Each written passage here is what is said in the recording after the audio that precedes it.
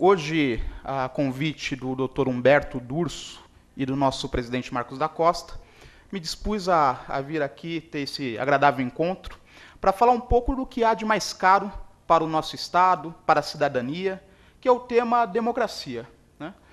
Mas falar de democracia hoje é falar de desafios, desafios do nosso próprio Estado. E por quê?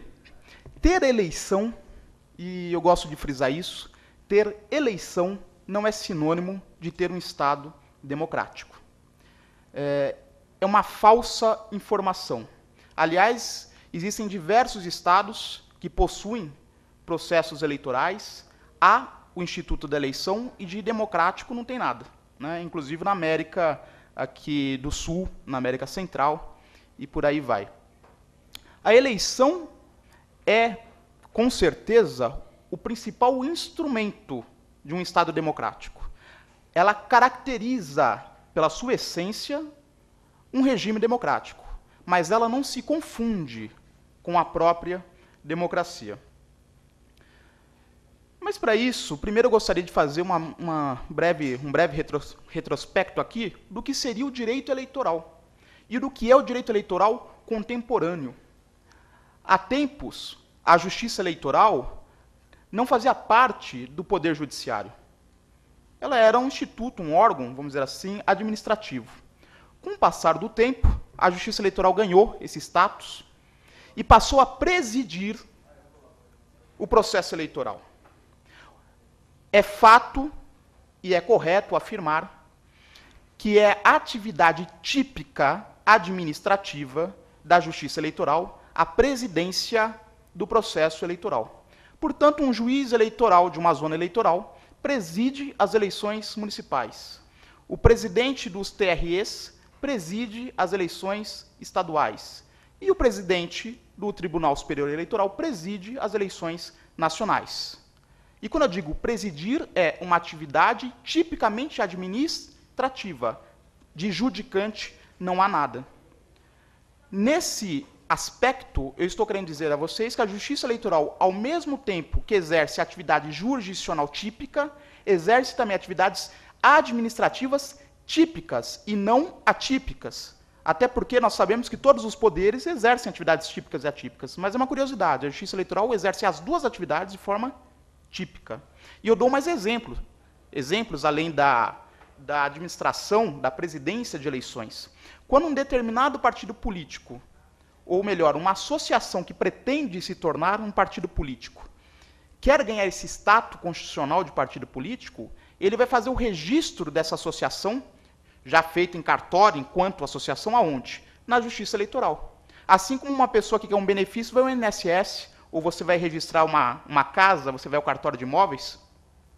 A Justiça Eleitoral, portanto, funciona como um verdadeiro cartório de registros, atividade administrativa. A emissão de título de eleitor, quando você faz 18 anos, atividade administrativa. Então, que fique bem claro, a Justiça Eleitoral tem essa grande peculiaridade que não abrange os demais ramos do Poder Judiciário.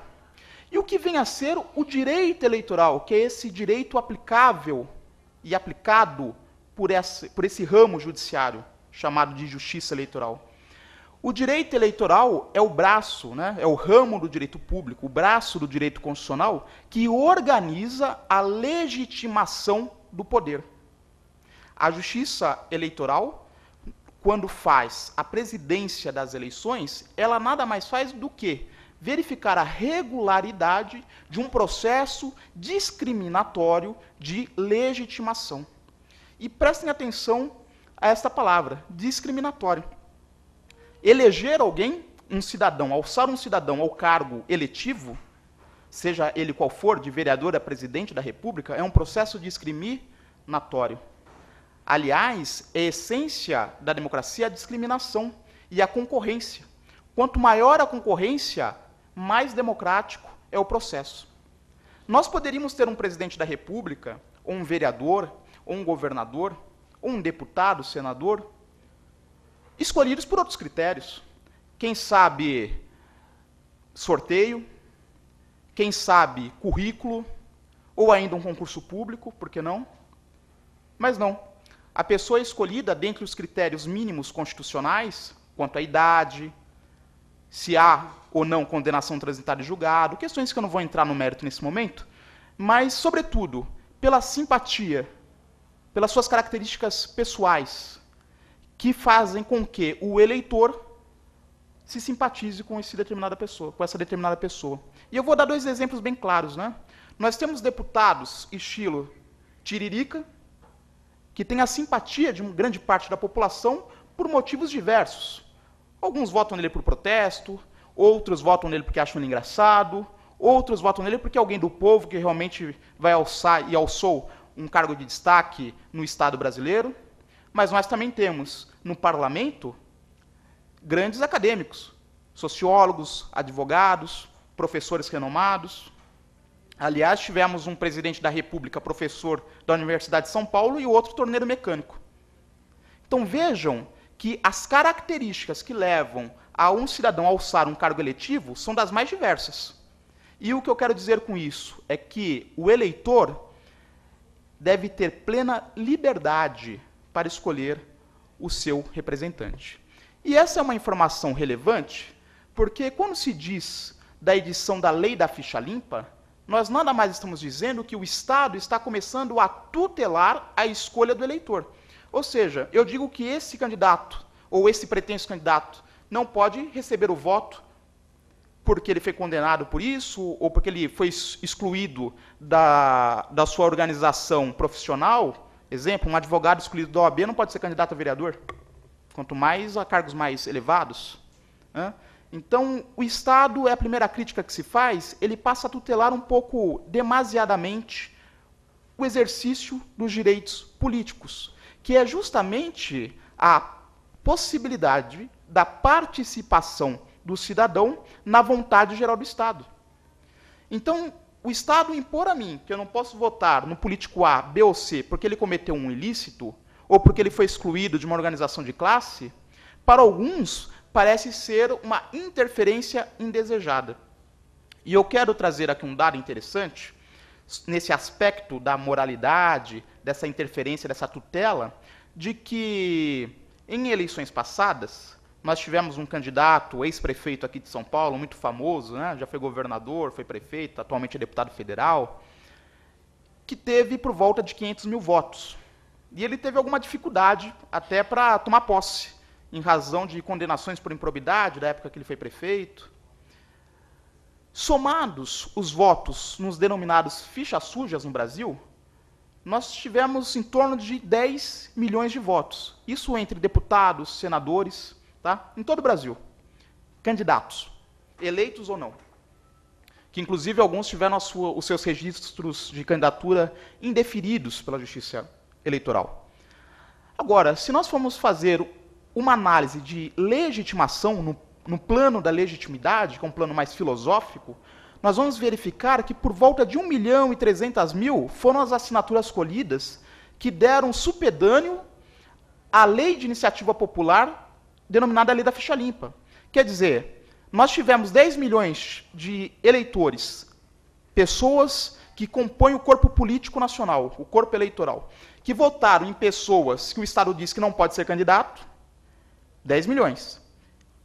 E, de outro lado, 1.300.000 de pessoas que afirmam que fichas sujas não podem ser candidatos, portanto, acostaram ali a sua assinatura no projeto de iniciativa popular. Vejo que os números são um pouco dissonantes. Mas, mais do que isso, até os critérios que se utilizou para colher esse 1 milhão de assinaturas, colhidas pela própria OAB, pela CNBB, mas colhidas aonde? Em igrejas, né, pessoas que não têm muita noção do que se está ali se propondo. Quando nós falamos tanto de cidadania, e quando eu falo de desafio do Estado, é justamente o cuidado que se tem que ter com a tutela do direito político, com a tutela do exercício do direito político, porque cercear e tutelar demasiadamente o exercício do direito político, em certo aspecto, é você justamente interferir na liberdade do voto. Talvez você não interfira naquele aspecto que nós estamos acostumados historicamente do coronelismo, mas nós vamos interferir no plano da formalidade, né? Então, a Constituição, por ser a norma fundamental, fundante, né, originária de um Estado, e é importante que se diga que o Estado brasileiro, num aspecto jurídico, foi fundado em 1988, a República Federativa do Brasil, ela nasceu em 88, sob o aspecto jurídico, porquanto a Constituição é de 1988, talvez um aspecto antropológico, sociológico, né, nasceu com os índios, histórico em 1500, mas juridicamente em 88. De 88 para cá, o nosso processo eleitoral sofreu sensíveis modificações, sob o ponto de vista da tutela. E o que há de mais importante a se dizer sobre isso? Duas coisas. Nós consignamos princípios estruturantes do direito eleitoral. Princípios constitucionais estruturantes. E isso já resta bem claro. E, de outro lado, nós conseguimos identificar aquilo que o Estado de fato necessita tutelar. Aquilo que o Estado de fato necessita extirpar do mundo fenomênico, que é a denominada poluição eleitoral. Esse tema poluição eleitoral quer dizer que são todas aquelas coisas que não devem fazer parte do processo eleitoral. A reforma política que está sendo discutida, ela tende a retirar um pouco dessa poluição, mas, por outro lado, ela vai criar grandes distorções. E aqui, como o nosso tema é amplo e o nosso tempo é um pouco escasso, são apenas 40 minutos, o que eu queria dizer com bastante objetividade. A reforma política está sendo passada para o público de uma forma distorcida. Exemplo, voto em lista. Querem instituir o voto em lista. O voto em lista já existe. A diferença é se a lista é fechada ou se a lista é aberta. Segunda coisa, voto distrital. Querem instituir. Voto distrital já existe. A diferença é o tamanho do distrito. Sistemas eleitorais, majoritário e proporcional. Se quer criar o voto distrital, querem, por conseguinte, fazer todos os políticos submetidos, colocar todos os políticos sob submissão do sistema majoritário. Mas vamos voltar um pouquinho. Voto em lista. Hoje, como nós elegemos um determinado candidato? É por lista. Cada partido registra os seus candidatos na Justiça Eleitoral e, portanto, tem uma lista. Só que essa lista é aberta. Hoje você, quando quer votar em alguém, você se simpatiza por alguém, gostaria que ele galgasse um mandato, você vai lá, vota no número do partido, se for para vereador, deputado, e depois vota em outros 2 ou 3 números que vai designar especificamente aquela pessoa pela qual você tem simpatia. Então, um exemplo, um candidato a deputado federal pelo PSDB, você vota lá no 45, depois no 22, no 10, seja lá o número que identifica esse determinado candidato na lista daquele determinado partido. Se o candidato for do PCdoB, você vota lá no 65 e depois vota lá nos outros 2 números que identifica aquele candidato dentro da lista. Portanto, no final, no período de apuração, verificado qual foi o coeficiente eleitoral, ou seja, o montante de votos que aquele partido reuniu, ou que a coligação, né, a junção de partidos reuniram, nós vamos verificar o número de cadeiras que esse partido ou coligação tem direito. E dentro desse número de cadeiras, nós passamos a, dentro da lista partidária ou da coligação, identificar quem são os mais votados. E aí, eles vão ascendendo ao mandato. Numa lista fechada, não funciona desta forma. A pessoa vai votar no partido e o partido vai pré-ordenar a lista, independente da vontade individual do eleitor. Quer dizer, se o partido recebeu lá 10 milhões de votos, quem senta na cadeira vai respeitar a ordem da lista pré-ordenada pela direção partidária. Então eu coloco o Adriano, o Rodrigo, a Maria, na ordem que melhor eu preferir, e quem tiver melhor posicionado vai galgando espaço no parlamento. Muito bem. Essa é a questão da lista. Que se fique claro, portanto, que hoje o voto e o nosso sistema eleitoral prevê a lista, aberta, mas prevê. A questão do distrito. Eu vejo muito nos jornais essa discussão, devemos criar distritos. O distrito também já existe. Se um de nós aqui, domiciliados eleitoralmente no estado de São Paulo, quiser votar num candidato a deputado do Paraná, não pode. Em que pese o deputado seja deputado da federação, é deputado federal, O domicílio eleitoral do deputado e o domicílio eleitoral do eleitor vincula o direito ao voto. Eu só posso votar, portanto, em candidatos do meu domicílio eleitoral. E isso é importante que se diga, porque apesar de, uma vez eleito, ele formar a vontade geral da federação, e não é por outra razão que até emendas ele pode mandar para outros estados que não seja o dele de origem, ele não representa o estado pelo qual foi eleito. Ele representa a federação porque ele representa o povo. Quem representa o estado são os senadores. Portanto, existe distrito, ou chamado distritão. Cada estado da federação é um distrito. O que se pretende é subdividir os distritos em distritos menores. Então, um exemplo, nós temos aqui a região metropolitana de São Paulo. Poderia se transformar essa região em um distrito. Nós temos a Baixada Santista, região metropolitana da Baixada Santista, em outro distrito. E pegaria-se, portanto, um número de cadeiras destinadas ao estado de São Paulo e, proporcionalmente ao número de eleitores que estariam nesses pequenos distritos, se dividiria para que se pudesse, então, se concorrer.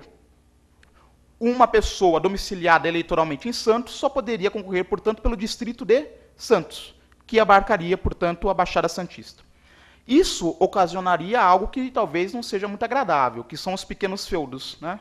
Então, os prefeitos das principais cidades da região teriam um poder de interferência, mesmo os vereadores, muito maior. Eu acredito que isso, nesse ângulo da democracia, não é interessante. Por outro lado, no ângulo do gasto, é muito interessante, porque uma pessoa já não gastaria fortunas financiando a sua campanha no estado inteiro, porque ele teria uma circunscrição territorial diminuída para que pudesse fazer a sua campanha política, né? Então, vejam só. Primeira questão, distritos. Segunda questão, sistema eleitoral e listas. Está no debate atual da questão da reforma política. Mas a outra. Criou-se, em razão do artigo 17 da Constituição, que trata lá dos partidos políticos, no capítulo dos direitos políticos, e o artigo 17, num dos parágrafos, fala que os partidos devem desenvolver os seus estatutos e ter regras de fidelidade partidária, né? Mas isso não foi regulamentado, então o TSE emitiu uma resolução, que vige até hoje, regulamentando a questão da fidelidade, da saída dos partidos. Como o brasileiro dá jeito para tudo, o que isso está acarretando? Dentro do princípio da multiplicidade que nós temos de partidos políticos, ou seja, eu posso fundar aí de forma indeterminada partidos políticos, com ideologias idênticas ou não, determinadas pessoas, líderes partidários ou não, ou que têm um mandato, têm uma certa ascensão social, acabam fundando partidos para que eles sigam ou sirvam de rota de passagem para saídas, evasões dos partidos políticos já existentes, né? Então, o próprio ex-prefeito de São Paulo está enfrentando uma certa dificuldade no parlamento, resistências, porque ele quer fundar mais um partido além do que ele já fundou. Virou prática a fundação de partidos políticos. Para quê? Para que você tire os eleitos da regra da fidelidade. Como a resolução permite que você mude num prazo de 30 dias para um partido novo, se eu não tenho como sair, eu fundo um partido. E aí, eu utilizo esse partido como barriga de aluguel, vamos dizer assim. Eu passo para o partido novo, depois eu saio do partido novo e vou para o partido que eu quero. O partido novo não pode pedir o meu mandato na justiça eleitoral, requerer a cassação, né, a perda do mandato na justiça eleitoral, porque eu não me elegi por ele. E o antigo também não poderia, aquele pelo qual eu me elegi, porque eu mudei para o partido novo primeiro, né? Então, estaria extinto qualquer tipo de direito, né? Na verdade, nem existiria um direito à persecução desse mandato. É uma outra deficiência que o Estado deve resolver. Vejam, quando nós falamos de poluição, talvez aquilo que seja de maior interesse e que acarreta a maior distorção no nosso sistema eleitoral seja o abuso do poder econômico. Hoje estamos em plena discussão acerca da possibilidade ou não, da constitucionalidade ou não, da legitimidade ou não, da oportunidade e conveniência ou não, vejam, eu estou usando os termos dos mais variados, de empresas, de pessoas jurídicas, financiarem campanhas. Primeira consideração que deve ser dita é o seguinte: a eleição e o processo democrático, o processo eleitoral, o direito eleitoral, ele tem que tratar do quê? Do exercício da legitimação do poder. Quando nós falamos de exercício da legitimação, nós dizemos que quem deve participar dessa legitimação, desse cenário de legitimação, é o cidadão. Ou seja, um nacional que goza de direitos políticos. Goza de direitos políticos. Pode votar e ser votado. É o chamado direito político estrito sensu. Ele pode votar e ser votado. Ele pode participar da vida política do Estado, da vontade geral do Estado, de forma direta ou indireta. Uma empresa, até onde eu saiba, apesar de ser pessoa, não tem direitos políticos. Uma empresa, portanto, não tem a qualidade de ser cidadão. Se ela não tem qualidade de ser cidadão, em tese, ela não poderia participar do processo eleitoral. E, portanto, é uma grande justificativa no sentido de que o financiamento das campanhas deveria ser feito apenas por pessoas físicas e não por pessoas jurídicas. Isso num raciocínio teórico jurídico, sem levar em conta questões econômicas e jurídicas no âmbito da criminalidade, no sentido de que contratar a administração pública beneficia aquele determinado político que concedeu o contrato. Não vou entrar nessa linha que vocês conhecem bem. Mas, do ponto de vista da democracia, da ciência política, do constitucionalismo, me parece ser mais oportuno, me parece ser mais adequado que apenas o cidadão participe desse procedimento eleitoral, desse processo eleitoral. E a sua participação em qualquer âmbito que seja na questão de votar ou ser votado, ou mesmo de financiar. E em se tratando de financiamento, também está em discussão no Congresso a questão do financiamento público, né? E aí criam-se duas vertentes. Há aqueles que digam que o financiamento público é bom, porque vai democratizar, e outros dizem que não, que o financiamento público é colocar mais dinheiro para os políticos roubarem, etc., etc., que vocês também conhecem bem essa questão. Que é uma outra ilusão, porque o financiamento público já existe. O fundo partidário serve também para financiar. Nós temos no Brasil um financiamento misto. Pode o público e pode o privado. Talvez o que queira se dizer é que teria que ser exclusivamente público, o que também não vai impedir o financiamento privado na modalidade de caixa 2, né? Porque quem faz caixa 2 não declara, e se não declara, tanto faz ser misto ou não, né? Então, a questão de fiscalização da justiça eleitoral é algo que tem que ser plenamente implementada, efetiva, eficaz, né? Tem que ser algo visível, para que não se tenha também impunidade. É evidente que essa fiscalização é no âmbito material e formal, né? A regularidade de contas também não pode ter um formalismo exacerbado, porque eu não posso admitir que um candidato a vereador de Cananéia, né, de Pedro de Toledo, lá no Vale do Ribeira, um município que tem 10, 11 mil habitantes, tem uma estrutura de assessoramento político, jurídico, contábil, que lhe permita ter uma prestação de contas, né, perfeita. É diferente de um candidato a deputado federal. Então, penso eu que há de se ter uma certa razoabilidade também na prestação de contas, na fiscalização. Precisa se verificar se houve, de fato, aquela atitude improba, né, aquela atitude de má-fé.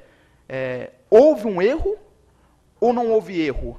Aquela informação foi sonegada de forma proposital. Eu já defendi uma candidata a prefeita de um município pequeno, uma vez, em que a família dela era muito conhecida naquele determinado município e ficou devendo, após a eleição, alguns valores. O que é normal, o partido parcela, né? Isso daí é uma coisa corriqueira. Só que a mãe dessa candidata era dona de um mercado lá no local e era uma pessoa que tinha um certo nome a zelar. Ela, na inocência, pegou 10 mil reais, foi no posto de gasolina e pagou a dívida dos carros, né, da gasolina que é utilizada para os carros, em dinheiro. E o seu adversário fez a denúncia, né? Vou melhor dizer, informou isso ao Ministério Público Eleitoral, que em sede de prestações de contas na verificação, verificou essa irregularidade material insanável. Teve as contas rejeitadas por causa de R$10.000. Aí realmente fica a pergunta: rejeitar as contas, deixar essa mulher inelegível por 8 anos por causa de R$10.000, porque a mãe dela, na inocência, foi lá e pagou uma conta de gasolina do posto, é razoável? Pelo que nós vemos, pelo que acontece por aí, me parece que não é. Né? Então o formalismo ele também deve ser analisado com certa cautela. Tá certo? Mas esse abuso do poder econômico, ele causa o que eu chamo, até outros chamam na minha dissertação de mestrado, de poluição do processo. Ele acaba causando distorções graves no processo eleitoral. E não só a poluição. A falta de democracia interna nos partidos políticos também causa plena distorção do processo eleitoral em vários ângulos e vários aspectos. No aspecto do financiamento público, porque o presidente do partido político que determina para onde vai, onde será investido ou custeado, né, as campanhas, se vai para o candidato A, vai para o candidato B. O financiamento advindo da iniciativa privada, depositado lá no comitê financeiro do partido político, também é o presidente que vai determinar para onde vai esse dinheiro. Evidente que se você é apadrinhado desse presidente, parente desse presidente, você terá privilégios.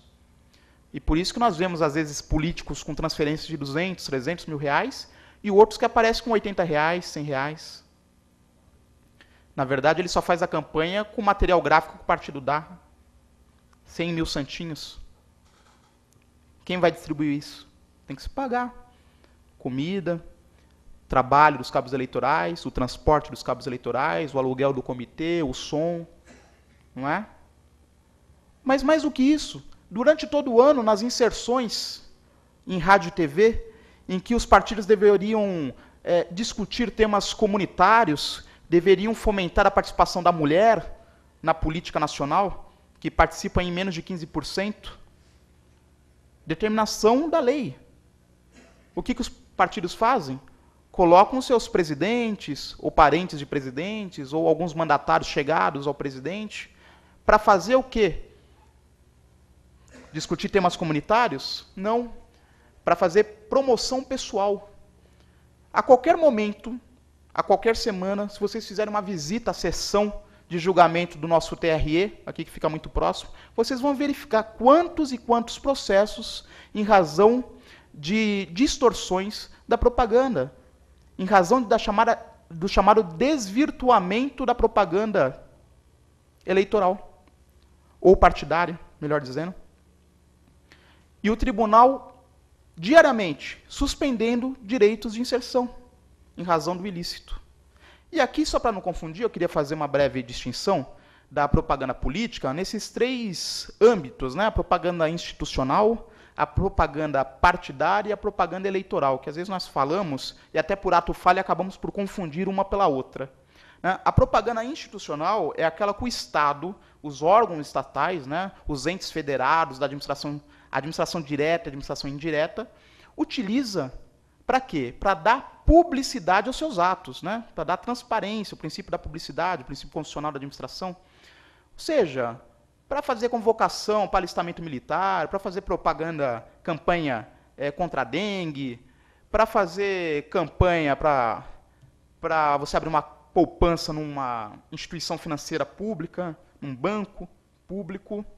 Isso é a propaganda institucional.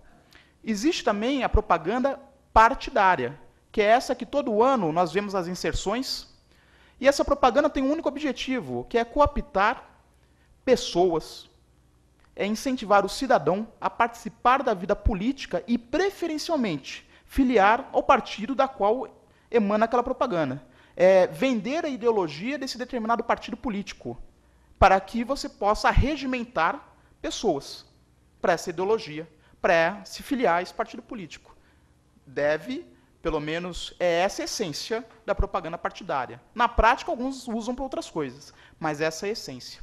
E a propaganda eleitoral se distingue de todas essas. A propaganda eleitoral tem um único objetivo do pedido do voto.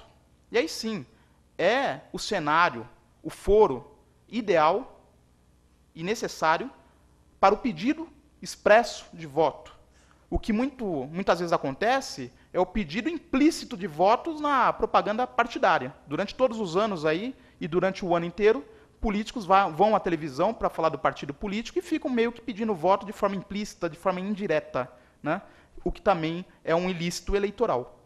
Portanto, quando nós falamos de poluição do processo eleitoral, nós estamos falando de poluição sob o aspecto financeiro, nós estamos falando de poluição sob o aspecto da má-fé de dirigentes partidários, e nós estamos falando de poluição sob o aspecto dos mandatários. Ora, que poluição seria essa? O abuso do poder político.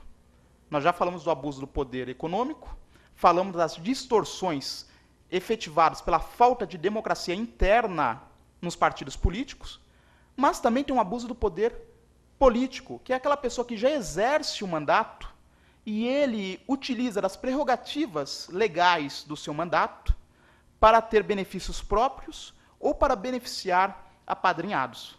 Isso nós encontramos em diversas cidades. O prefeito que pega os seus cargos em comissão e obriga, sob pena de demissão, que o comissionado coloque no seu carro o adesivo do candidato A ou do candidato B, que o comissionado leve a sua família a reuniões, que o comissionado deixe de trabalhar no seu expediente regulamentar para que faça trabalhos eleitorais, seja no comitê, seja na rua, seja organização de reunião.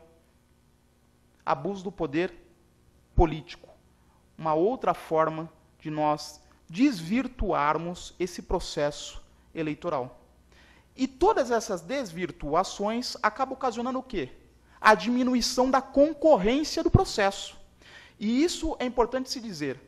Quanto mais litigioso é o processo, e aqui eu estou dizendo litigioso não no sentido genuíno do litígio que nós conhecemos do processo, mas sim da briga política, da concorrência, naquela cidadezinha pequena que no bar chega até ter briga das pessoas saírem no tapa. Isso é democracia. Quanto mais formalista é o processo eleitoral, como nós temos cidades, e muitas delas, que têm concorrente, porque o próprio prefeito pede para alguém sair, para dizer que há alguma legitimidade.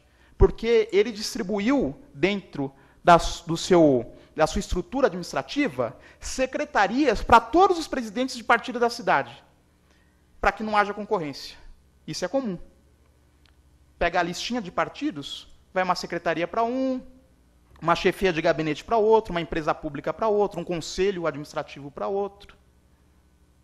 Pega um vereador, coloca numa secretaria para ficar com o suplente na mão.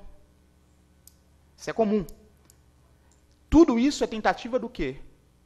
De diminuir a concorrência do processo eleitoral. Isso não é uma atitude democrática, uma atitude republicana. Quando se identifica isso de um mandatário, você já verifica que ele quer se perpetuar no poder de uma forma não legítima.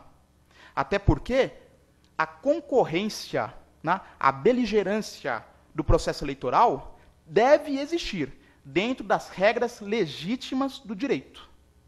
E é por isso que eu quero dizer e quero ressaltar quantas vezes forem necessárias que a eleição é o principal instituto, é o instituto caracterizador do Estado democrático, mas ela precisa ser concorrida.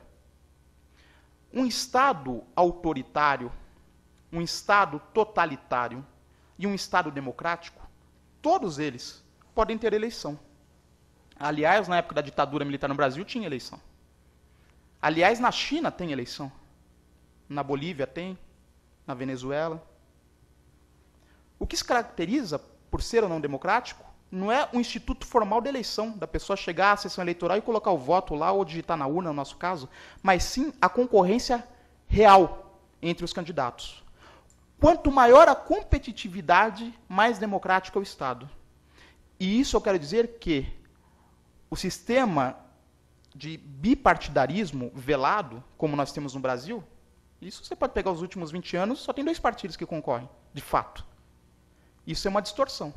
Se eu tenho 38, 40 partidos inscritos. E aí, nós temos culpa de 2 lados. A primeira culpa é do próprio Estado.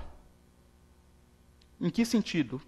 Permite partido de aluguel.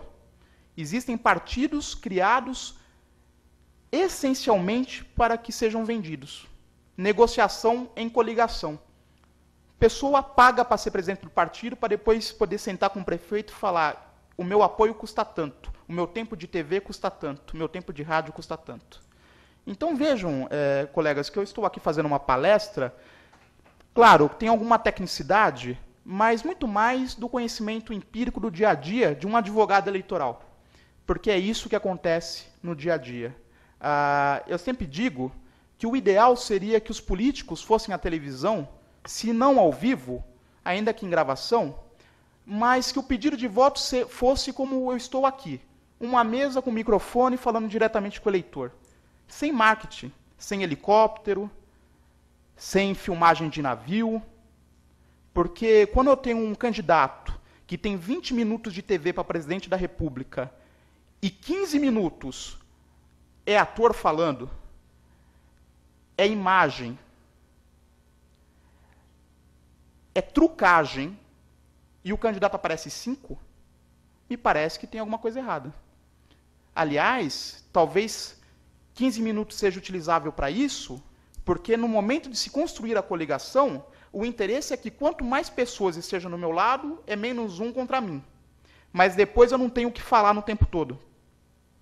Ou mais do que isso, eu até tenho o que falar, mas se eu falar, eu não ganho eleição. Então eu coloco alguém lá, um bonitinho, faço uma boa filmagem, uma boa produção cinematográfica, para que emocione, para que trabalhe-se na psique, no emocional do eleitor. Eu vou conquistar o voto não com plano de governo, não com atitude, não com discurso, que, aliás, político que discurso está em extinção. Eu vou conquistar o voto com uma criação de marketing que leve o eleitor emocionalmente a votar em mim. É uma novela. Verdadeiramente uma criação como uma novela. E não é por outro motivo que, se vocês entrarem na prestação de contas, entrar no site da Justiça Eleitoral e verificar a prestação de contas, quanto um determinado político gasta com marketing, vocês vão ficar extremamente estarrecidos. Além da democracia partidária, da propaganda partidária, do abuso do poder, seja econômico, seja político, eu já falei também sobre a questão do excesso de partidos políticos. Eu não estou a dizer que há necessidade de nós impedirmos a criação de partidos políticos. Talvez fosse até constitucional, mas não estou dizendo isso.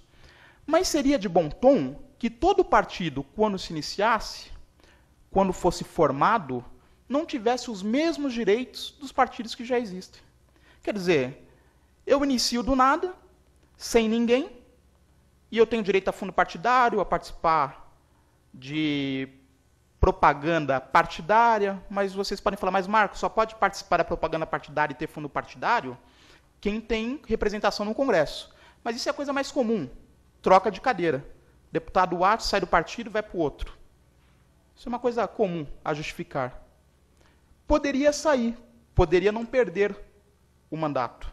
Mas os direitos inerentes a esse mandato, no sentido partidário, tempo de TV, financiamento, deveria ser batida uma fotografia. No dia da diplomação, o partido A elegeu 40 deputados, durante os 4 anos, todos os direitos inerentes a 40 deputados são desse partido. Porque senão as distorções ficam convenientes. E por fim, que nós já estamos próximo do término, eu gostaria de destacar alguns princípios estruturantes que vão da baliza, supedâneo, a tudo isso que eu estou a dizer. O primeiro deles é o princípio democrático. Lincoln já dizia que o governo é do povo para o povo e feito pelo povo. A fórmula de Lincoln.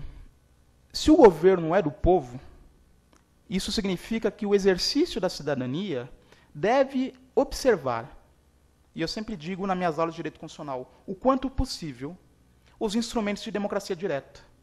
O brasileiro meio que se acomodou a votar de 2 em 2 anos e ir para casa e achar que o político tem que resolver todos os problemas. Eu sempre digo que isso é mais ou menos como dever para alguém. Se nós devemos e a pessoa não cobra, a gente continua devendo. seja pelo esquecimento, seja pela acomodação, eu pago amanhã, amanhã eu faço DOC, e assim sucessivamente. O político, ele tem uma procuração, como os colegas advogados têm. Só que o cliente liga para você. Eu sempre estou em Brasília, e da última vez que eu fui, eu me surpreendi. Cheguei no corredor para falar com um determinado deputado, que é meu cliente, e tinha um gabinete muito próximo, com uma fila. Mas tinha uma fila imensa, mas tinha criança, tinha idoso, tinha de tudo. Falei, esse político é requisitado, eu vou ver o que está acontecendo, né? Deve estar fazendo alguma campanha, algum projeto. Eu cheguei lá, era o gabinete do Tiririca, era para tirar foto com ele. Aí eu entendi porque das crianças. O Tribunal Regional Eleitoral de São Paulo teve que ordenar a retirada da propaganda do PL porque tinha mulatas com um número no bumbum e dançava durante a propaganda eleitoral na TV. Não há censura, mas aí os partidos políticos deveriam ser punidos pela falta de critério da escolha dos seus candidatos. Eu sou defensor disso. O partido político, por administrar a democracia, ou seja, não há democracia sem existência de partido, porque ele monopoliza o mandato, ele tem que ser responsável por aqueles que ele apresenta à sociedade. Se ele coloca uma pessoa que não é capacitada no âmbito moral, eu realmente, sinceramente, acredito que não cabe à Justiça Eleitoral dizer que é ou não é. Esse crivo deveria ser feito lá pelo próprio partido. Né? A soberania popular. Nós estamos vendo diversos protestos aí na rua. Isso é legítimo.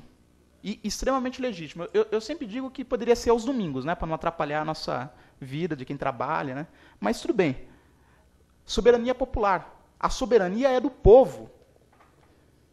Outrora, a soberania era do denominado soberano, uma pessoa. Leté Samuel, Estado sou eu, diria Luís XIV. Com o passar do tempo, e até a Magna Carta Libertatum colaborou para isso, lá de 1215, na Inglaterra, em razão da tributação excessiva para financiar as guerras, a soberania passou do soberano, que inclusive assinava tratados em nome próprio, não em nome da sua nação, em nome do seu Estado, para a pessoa jurídica de direito público internacional, denominada Estado com letra maiúscula. Né? Passou para a Inglaterra, para a França, para o Brasil, assim sucessivamente. Passou para o ente político Estado. E com o desenvolvimento da democracia e do direito constitucional, passou-se do Estado para o conjunto de pessoas que exercem o direito, os direitos políticos, para o povo. Portanto, o que é o povo? O povo somos todos nós. Eu não posso separar ninguém do povo. O povo tem uma vontade que é geral. Não é de 1, de 10, de 20 ou de 1 milhão. Todos nós somos o povo. É algo que é extremamente homogêneo. Não existe povinho nem povão. Soberania popular. No Brasil, ação popular. No Brasil, iniciativa popular, referendo, plebiscito. Até a accountability nós temos. Muita gente pensa que, ou talvez nunca ouviu falar nesse termo de accountability. Nós temos a accountability eleitoral, a accountability institucional, que é o poder de exigir informações e responsabilização daqueles que detêm os mandatos. É exercido pelo Ministério Público, pelo Tribunal de Contas, pela Justiça Eleitoral, no processo de fiscalização, que é um procedimento administrativo. É exercido, por exemplo, a contabilidade social pela imprensa, quando faz as suas denúncias, um jornal. E isso só pode se ter num Estado democrático. Nós não temos ainda o recall, que é aquele poder de nós submetermos o mandato a uma segunda avaliação de retirar ou não, durante o mandato, esse determinado mandatário. Mas se nós pararmos para analisar, o Instituto da Reeleição de 4 em 4 anos é como se fosse uma confirmação. Porque, em regra, é difícil alguém que já está sentado na cadeira, especialmente no Executivo, não ser reeleito. Ele só não é reeleito se ele foi muito ruim. Porque ele tem toda uma estrutura. Mas eu tenho um amigo advogado que ele diz o seguinte, ele é político, além de ser advogado, ele fala, há com H, vezes, que estar com o poder prejudica. Existem municípios, especialmente municípios, que são tão problemáticos que facilita quem é da oposição, né? Mas isso é uma outra história. Mas, em regra, quem está na cadeira permanece por mais 4 anos. É uma confirmação. Até porque em 4 anos não dá para se fazer muita coisa. Quem conhece a estrutura do Estado sabe que o Estado é muito moroso, é muito pesado, né? Mas, além disso, nós temos aqui a questão da autenticidade eleitoral, nós temos a questão da liberdade para o exercício do voto. E quando eu estou dizendo da liberdade para o exercício do voto, eu volto a dizer, não estou dizendo do coronelismo. Existe em alguns rincões do país, mas não é disso que eu estou dizendo. Eu estou dizendo que o Dr. Bonatella, que trabalha comigo na Secretaria de Desenvolvimento Econômico do Estado, e eu tenho o privilégio de coordenar, no Estado de São Paulo, o ensino tecnológico, técnico e profissionalizante. E eu sempre digo que o exercício da democracia, aí já não no sentido estrito, né, do direito político estrito, que é de votar e ser votado, mas os direitos políticos lato sensu, que é o exercício diário da cidadania, só pode se dar com um povo educado. O voto só pode ser livre se o povo souber as condições pelas quais, ou nas quais, ele está submetido para votar. Ele tem que saber a vida pretérita do candidato, ele tem que saber o que significa um ato de improbidade que aquele candidato cometeu, ele tem que saber como funciona um Estado democrático, ele tem que saber como que financia a candidatura de um candidato, por que um candidato tem um outdoor bonito, hoje é proibido, mas eles continuam fazendo, um candidato tem um caminhão, um candidato tem diversos carros, e o outro não tem. E o que eu mais escuto nas ruas é o seguinte, eu vou votar no candidato A ou no candidato B, porque ele vai ganhar. O outro eu não vou desperdiçar meu voto. O eleitor tem essa característica, muitos deles, de votar naquele que tem a potencialidade de ganhar, porque é naquele que ele se acosta. Especialmente em eleições municipais. Especialmente para vereadores. Eu voto em quem ganha. É igual o time, né? De futebol. Eu torço para quem ganha, igual criança. Eu torço para quem ganha porque eu não gosto de perder. E aí tem aquele eleitor que é que nem palmeirense, né? Ele aposta naquele candidato, mas nunca vê o time ser campeão. Mas por quê? Porque ele não tem as condições mínimas de concorrer. Ele pode ser um excelente candidato, ele pode ser um candidato extremamente preparado, um candidato honesto, mas ele não tem as condições mínimas de concorrer, seja porque o partido político dele não dá essas condições, seja porque o próprio Estado não fomente essas condições. E para eu terminar, para abrir para questões, eu gostaria de invocar um princípio aqui, que o professor Gilmar Mendes, gosto muito dessa estruturação principiológica que o professor Gilmar Mendes fala, é o princípio da igualdade de chances. O princípio da igualdade de chances é aplicável e deve ser aplicável tanto para os partidos políticos, todos os partidos devem ter a mesma igualdade de concorrer, como para os candidatos dentro desse partido. Eu quero dizer o seguinte, se um partido registra 50 candidatos, ele tem que oferecer igualdade de chances para os 50. Porque senão ficam candidatos de mentirinha, como as mulheres. As mulheres da cota é de mentirinha. Registram lá 30% de mulheres. Vá à rua e verifica se tem campanha dessas mulheres. Muitos partidos têm a capacidade de colocar mulheres candidatas que trabalham para o candidato homem. Você vai verificar, é assessora dele, é prima, irmã, vizinha. Algumas nem sabem que são candidatas, dão uma ficha lá, ela assina. Isso acontece muito na prática. Portanto, a igualdade de chance é outro desafio que o Estado precisa capitanear para resolver. Resumindo e concluindo, quais são os desafios do Estado brasileiro hoje? Hoje, os grandes desafios do Estado brasileiro é, primeiro, democratizar os partidos políticos internamente. Fazer com que haja alternância de poder nos partidos políticos. Tem partidos que são presididos há 20, 30 anos pela mesma pessoa. Eu não estou dizendo nem mesmo grupo. Porque quando nós falamos de alternância de poder, eu entendo o seguinte, eu não sou contra a permanência do mesmo grupo, desde que se alterne a pessoa. né? Eu vejo dessa forma. Tem outros que acham que tem que alternar até o grupo, né? Mas eu acho que se está bom tem que continuar, mas com pessoas diferentes, porque cada pessoa, cada juiz é o seu mestre. O que não se pode é a perpetuação do mesmo indivíduo, com os mesmos vícios, né? E com os mesmos hábitos, seja no Estado e seja nos partidos. Inclusive, muitos deles usam o partido como empresa, para pagar um carro e um motorista particular para ele, para pagar hotel para ele ficar. Alguns pagam até doméstica. Coloca que limpa a sede do partido e trabalha na casa. Né? Então, essas distorções devem ser corrigidas. Democracia interna dos partidos políticos. Democratizar a distribuição econômica dos recursos para que todos os candidatos tenham possibilidades reais de concorrer e de demonstrar suas capacidades ao eleitor, porque é direito do eleitor conhecer todos os candidatos, para que ele tenha maior número de opções. Isso é democracia. Isso não é um direito do candidato, é direito do eleitor.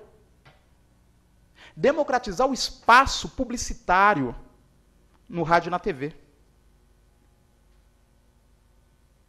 Enfim, desafios temos aos montes. Infelizmente, o Estado ele não está muito interessado em resolver. Até porque dizem que em time que se ganha não se mexe, né? Se bem vocês me entenderam, quem ganhou a eleição não mexe no sistema, porque foi esse sistema que fez com que ele tenha ganhado. E talvez seja um momento real dos instrumentos de democracia direta serem utilizados de uma forma mais contundente. Então, foi um prazer inenarrável estar hoje aqui com todos vocês. Estou aberto a questões e muito obrigado pela presença e pela atenção.